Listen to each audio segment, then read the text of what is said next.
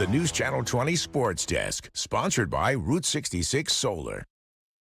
I caught up with former Illinois head coach Bruce Weber. He led Illinois to the national championship game in 2005 and won 2 Big Ten titles before finishing up at Kansas State. He's now an analyst for the Big Ten Network, and we did talk about Illinois this year.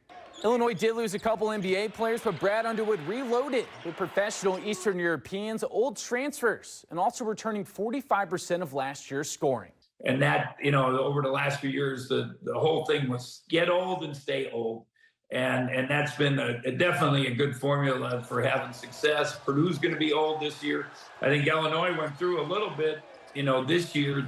Just they had too many young guys and up and down the inconsistency. So, that's what was great to keep Boswell and some of those older guys and new guys can live up to the expectations.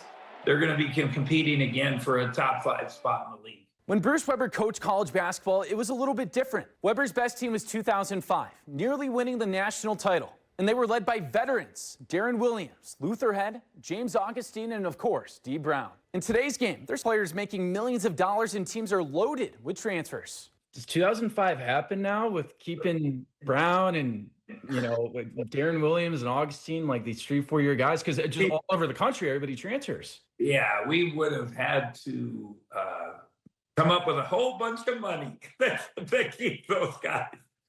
Can you imagine what Dee Brown was worth in the NIL? I mean, he was a walking commercial.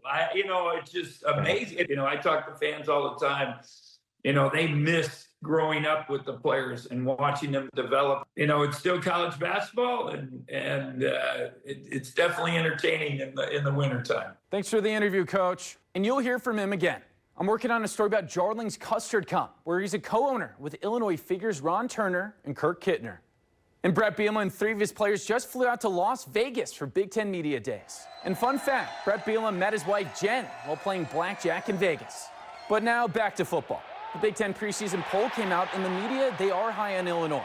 Brett Bielema's squad's projected to finish 4th out of 18th in the Big Ten Conference. The only teams better are Penn State, Ohio State, and the Oregon Ducks. So if Illinois can stay hungry and focused, they're expected to be right in the thick of making the college football playoff. That's what we asked for. We asked for being in those polls and in the top 10 lists and stuff like that. But it can be a distraction if you let it. If we get distracted for a moment, we'll fall right back into, where this program's been for a long time, and it hadn't been great. And a big reason why experts say that Illinois is going to be pretty good this year is because they do return 16 starters from that 10-win team. That's the most in the Big Ten, but there is one area where they did lose a lot, and that was wide receiver, with Pat Bryant and Zachary Franklin off to the NFL.